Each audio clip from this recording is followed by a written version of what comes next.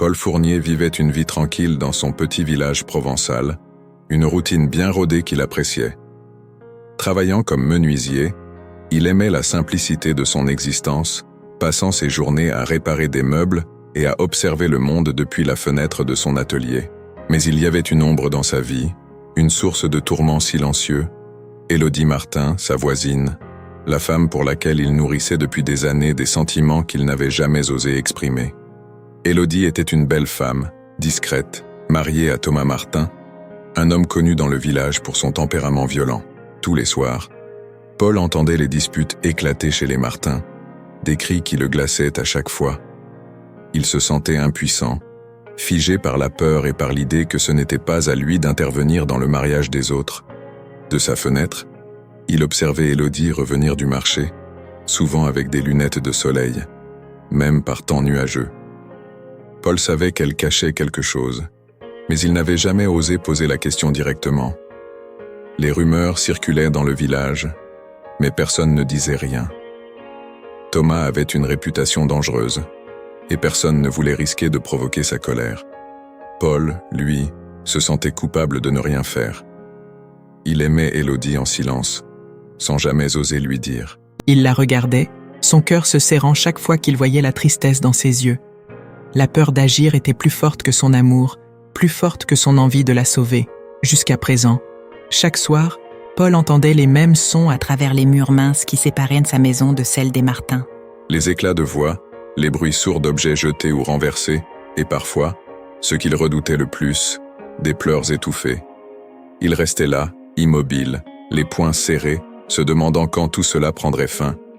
La violence semblait monter en intensité chaque semaine, et il savait qu'il ne pouvait plus supporter cette passivité bien longtemps. Élodie, de son côté, s'effaçait un peu plus à chaque rencontre. Lorsqu'ils se croisaient dans la rue, elle baissait les yeux, comme si elle portait le poids du monde sur ses épaules. Paul savait que son silence nain n'était pas un choix, mais une nécessité, une protection contre la brutalité de Thomas.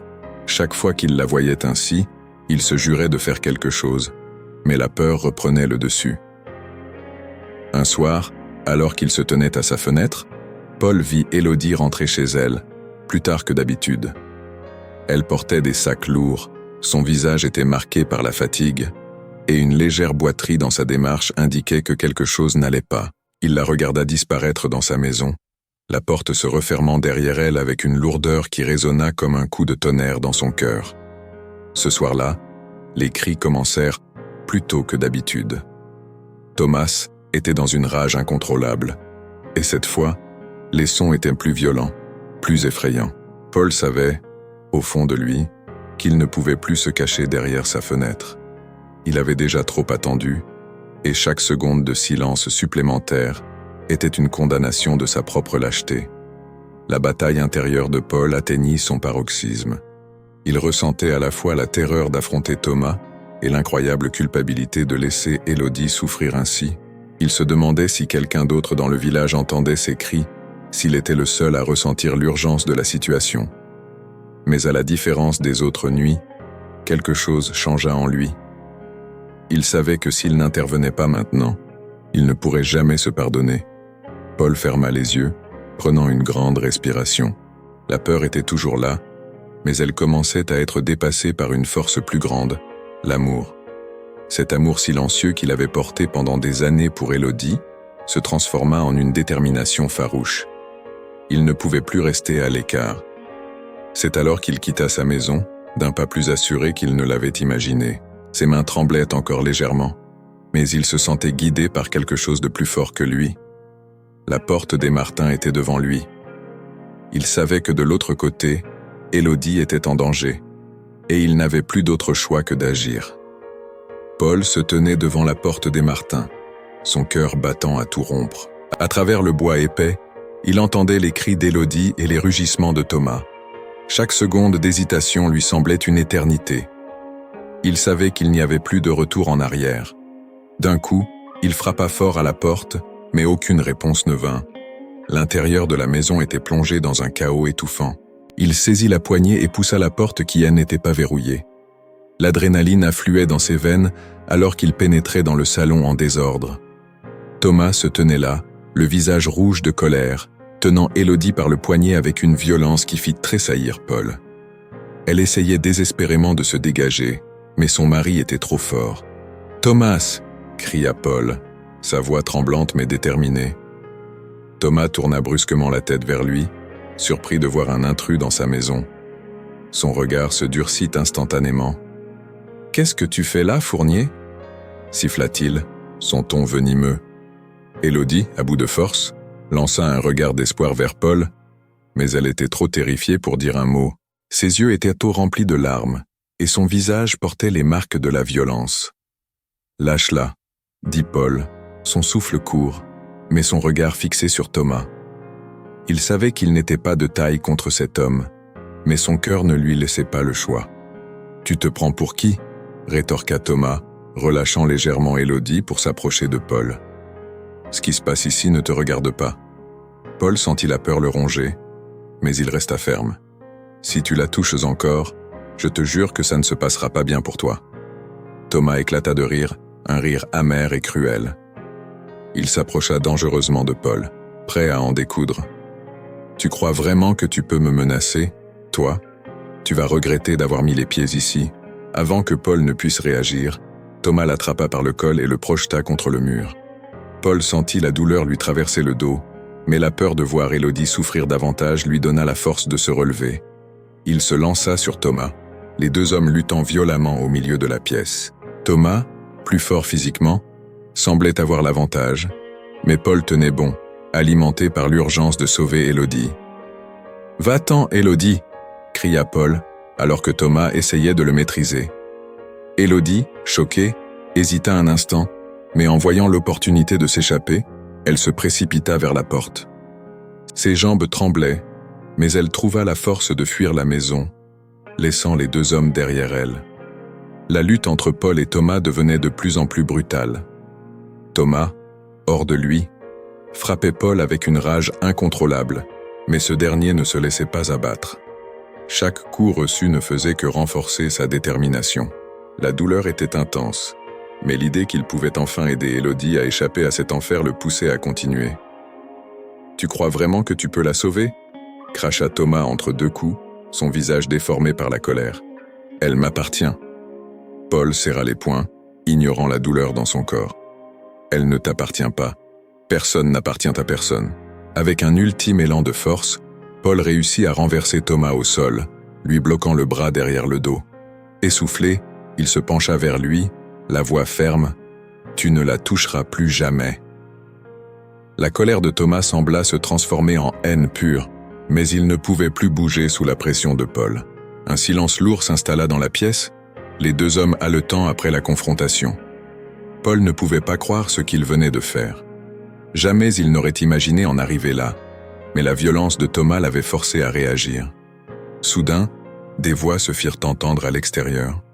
Les voisins, alertés par les cris et le tumulte, s'étaient rassemblés devant la maison des Martin.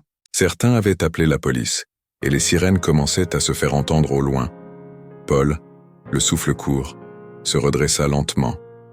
Il jeta un dernier regard à Thomas, encore au sol, puis se dirigea vers la porte. Il savait que la police s'occuperait de lui, mais ses pensées étaient déjà tournées vers Élodie. Elle avait fui, mais où était-elle allée ? Paul sortit de la maison, cherchant désespérément des yeux celle qu'il venait de défendre. À l'extérieur, il vit Élodie, tremblante, assise sur le trottoir, les bras autour de ses genoux. Elle pleurait silencieusement, comme si tout le poids de sa vie venait de s'effondrer en un instant. Paul s'approcha doucement d'elle, s'agenouillant à ses côtés. « Élodie, ça va aller maintenant. Tu es en sécurité. » Elle leva les yeux vers lui, ses larmes brillant sous la lumière des réverbères. Elle semblait dévastée, mais dans son regard, Paul pouvait déceler une lueur d'espoir, une étincelle de vie qui n'avait pas encore été totalement éteinte. Paul et Élodie restèrent assis en silence alors que la police arrivait sur les lieux. Les voisins, curieux mais discrets, s'étaient regroupés à distance, chuchotant entre eux, l'air inquiet. Le bruit des sirènes devenait de plus en plus fort, et bientôt, 2 voitures de police se garèrent devant la maison des Martin. Des agents en sortirent rapidement, rejoignant Paul et Élodie sur le trottoir. « Que s'est-il passé ici » demanda un des policiers, observant les traces de la lutte visibles sur le visage de Paul et l'état de choc dans lequel se trouvait Élodie. Paul prit une grande inspiration. « Il faut arrêter Thomas Martin. Il est violent avec sa femme.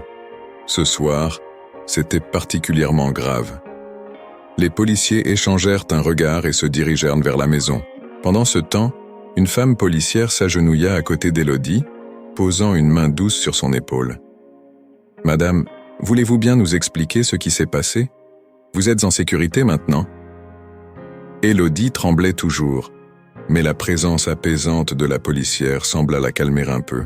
« Thomas, il m'a encore frappé, mais cette fois, Paul est intervenu pour me protéger. Sa voix était faible, brisée, mais ses mots étaient suffisamment clairs pour que la policière comprenne la gravité de la situation. Peu de temps après, les agents ressortirent de la maison avec Thomas menotté, le visage fermé et l'air furieux.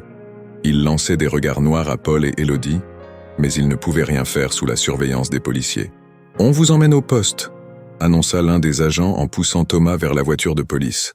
Pendant que Thomas était emmené, Paul se tourna à nouveau vers Élodie. Elle semblait perdue, comme si elle ne savait plus quoi faire. « Ça va aller, Élodie » murmura-t-il doucement. « Il ne te fera plus de mal. » Mais Paul savait que le chemin vers la guérison serait long et difficile.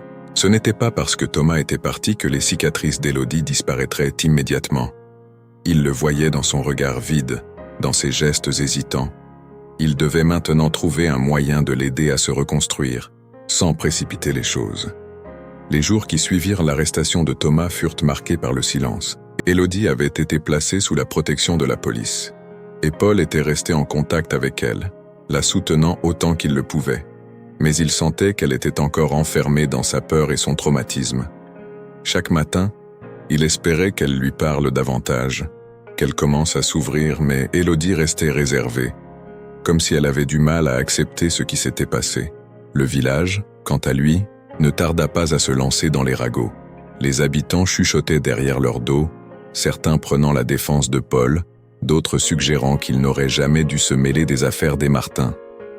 Ces rumeurs pesaient lourd sur les épaules de Paul, mais il ne se souciait pas de sa réputation. Son seul souci était Élodie. Un jour, alors qu'il la raccompagnait après une séance avec un psychologue, Paul décida qu'il était temps d'aborder le sujet de l'avenir. « Élodie, je sais que tout cela est encore récent et douloureux, mais as-tu pensé à ce que tu veux faire maintenant ?» Élodie resta silencieuse pendant un moment, puis répondit d'une voix faible, « Je ne sais pas, Paul. Je ne sais même plus qui je suis sans Thomas. » Ces mots brisèrent le cœur de Paul. Elle avait tellement été façonnée par cette relation toxique qu'elle ne savait plus qui elle était en dehors de cela. Mais Paul ne pouvait pas la forcer à prendre des décisions. Il devait être patient, lui donner le temps nécessaire pour se redécouvrir. « Tu n'es pas seul dans tout ça », murmura-t-il doucement. « Je suis là pour toi, peu importe ce que tu décides. » Élodie leva les yeux vers lui, ses yeux remplis d'une tristesse profonde, mais aussi d'une lueur d'espoir. « Merci, Paul. Je ne sais pas ce que j'aurais fait sans toi. » Les semaines passèrent, et bien que l'arrestation de Thomas ait apporté un soulagement immédiat, Élodie continuait de lutter pour retrouver un sentiment de normalité. Elle se battait avec ses émotions, partagée entre la culpabilité de ne pas avoir quitté Thomas plus tôt et la peur de reconstruire sa vie seule. Paul, de son côté, s'efforçait d'être un soutien inconditionnel, ne poussant jamais Élodie à parler ou à se précipiter dans ses décisions. Mais le poids des regards dans le village devenait difficile à ignorer. Chaque fois qu'ils sortaient ensemble, Paul sentait les chuchotements à leur passage. Des voisins qui avaient autrefois échangé des salutations cordiales avec lui évitaient maintenant son regard, comme s'il était responsable du bouleversement de la tranquillité de la communauté. Et pourtant, il n'avait aucun regret. Sauver Élodie avait été la seule chose à faire. Un mois après l'arrestation de Thomas, Paul pensait que la situation était stabilisée, mais il sentait toujours une tension sous-jacente. Bien que Thomas soit emprisonné en attente de son procès, une part de lui s'inquiétait de ce que pourrait faire cet homme une fois libéré sous caution. Il voyait aussi qu'Élodie ne se sentait pas complètement en sécurité. Malgré tous ses efforts pour l'aider à se reconstruire, elle vivait encore dans l'ombre de son passé. C'était un soir d'hiver, alors que la nuit tombait plus tôt que d'habitude. que la crainte de Paul se réalisa. Il avait invité Élodie à dîner chez lui, essayant de l'entourer de douceur et de réconfort, lorsqu'un coup retentit à la porte. Paul sentit immédiatement que quelque chose n'allait pas. Il échangea un regard inquiet avec Élodie avant de se lever pour ouvrir. À sa grande horreur, c'était Thomas, debout dans l'obscurité, un rictus tordu sur le visage. Il était visiblement enragé et semblait prêt à en découdre. Paul n'eut même pas le temps de réagir que Thomas le repoussa violemment pour entrer dans la maison. « Tu pensais vraiment que tu pouvais me voler ma femme ?» hurla Thomas, ses yeux brillants de rage. « Tu crois que tu peux la sauver de moi? Elle est à moi, et tu ne pourras rien y faire. » Élodie, paniquée, se recroquevilla sur le canapé. Tout son corps tremblait, ses mains plaquées contre sa bouche pour étouffer ses cris. La terreur qu'elle avait ressentie pendant des années revint en un instant. Paul, pris de court par l'intrusion de Thomas, se redressa lentement, son regard fixé sur son adversaire. Il savait que cette fois-ci, il n'aurait pas le luxe d'une intervention policière rapide. Il devait protéger Élodie à tout prix. « Tu ne lui feras plus jamais de mal, Thomas », dit Paul d'une voix calme mais déterminée. « Si tu crois que tu peux la contrôler encore une fois, tu te trompes. » Thomas s'avança dangereusement, mais Paul ne recula pas. Au contraire, il se plaça entre lui et Élodie, son corps devenant un bouclier. La tension était palpable, comme si chaque seconde était une bombe à retardement prête à exploser. Thomas, furieux, leva le poing, prêt à frapper Paul. Mais cette fois, ce n'était plus le Paul hésitant qui se trouvait devant lui. Ce n'était plus l'homme silencieux qui observait sans agir. Paul attrapa le poing de Thomas avant qu'il n'atteigne sa cible, le forçant à reculer. « Passe maintenant », murmura Paul, serrant le poing de Thomas avec une force nouvelle. « Sinon, je te jure que tu ne t'en sortiras pas indemne cette fois. » La rage de Thomas se dissipa un instant, remplacée par une lueur d'incertitude. Il recula, ses yeux passant de Paul à Élodie. « Elle reviendra vers moi », lança-t-il d'une voix rauque. « Elle reviendra toujours. » Mais à ce moment-là, ce fut Élodie qui se leva. Son corps tremblait encore, mais quelque chose en elle s'était brisé ou peut-être réparé. Elle s'approcha lentement, se tenant derrière Paul. « Non, Thomas, » dit-elle d'une voix forte. « Pour la première fois en des années, je ne reviendrai pas. Jamais. » Ces mots, si simples mais si puissants, laissèrent Thomas sans voix. Il fixait Élodie comme s'il ne la reconnaissait plus. La peur qu'elle ressentait autrefois s'était transformée en une force nouvelle, et il le voyait. Il comprit enfin que son emprise sur elle s'était effondrée. Sans un mot de plus, Thomas tourna les talons et quitta la maison, battu. Le départ de Thomas marqua la fin d'une longue et douloureuse bataille pour Élodie. Bien que le traumatisme ne disparaisse pas du jour au lendemain, elle sentit une libération qu'elle n'avait jamais connue auparavant. Pour la première fois depuis des années, elle respirait sans avoir peur de l'avenir. Paul, à ses côtés, regardait cette transformation avec admiration et espoir. Les jours qui suivirent furent différents. Le village, qui avait été si bruyant avec ses ragots et ses murmures, semblait s'être adouci. Les regards pleins de jugement se faisaient plus rares, et beaucoup de villageois semblaient avoir compris que Paul avait fait ce qu'il fallait. Élodie, elle, commençait à reconstruire sa vie petit à petit, avec l'aide de Paul. Elle suivait des séances de thérapie, redécouvrait des passions qu'elle avait oubliées et, surtout, réapprenait à se faire confiance. Un matin, alors qu'ils prenaient un café ensemble sur la terrasse de Paul, Élodie rompit le silence avec une question qu'il n'attendait pas. « Paul » dit-elle doucement, ses yeux brillants sous la lumière du soleil. « Comment as-tu su que tu devais intervenir ?» Paul resta silencieux un instant, cherchant ses mots. « Je ne pouvais plus te voir souffrir », répondit-il simplement. « Je t'aimais depuis si longtemps, mais je n'avais jamais eu le courage de le dire. Et puis, j'ai compris que l'amour ne pouvait pas se permettre de rester silencieux devant la violence. Je ne pouvais plus te laisser seul face à ça. » Élodie hocha la tête, une larme roulant sur sa joue. Elle savait qu'il avait raison. Paul avait été le seul à briser ce silence pesant, celui qui l'avait sauvé non seulement de Thomas, mais aussi de son propre désespoir. « Merci », murmura-t-elle, sa voix remplie de gratitude. Leur relation, bien que marquée par des cicatrices et des souvenirs douloureux, commença à évoluer vers quelque chose de plus profond. Ils n'avaient pas besoin de précipiter les choses. Ils savaient que le temps était leur allié désormais. Chaque jour apportait son lot de guérison. Et Paul veillait à ce qu'Élodie ait l'espace nécessaire pour se reconstruire. Le village reprit peu à peu son cours normal, et la maison des Martin resta vide. Thomas, quant à lui, faisait face à la justice, et Élodie n'avait plus besoin de craindre son retour. Elle était enfin libre, et cette liberté nouvelle lui permettait de voir la vie sous un nouveau jour. À la fin de l'été, alors que les premières feuilles tombèrent des arbres, Élodie et Paul se promenaient ensemble sur un chemin bordé de chênes. La route devant eux était longue, mais pour la première fois, elle ne semblait plus effrayante. Elle était pleine de promesses, de nouvelles possibilités. Ensemble, ils marchaient vers un avenir qu'ils bâtiraient jour après jour, sans regarder en arrière. Fin.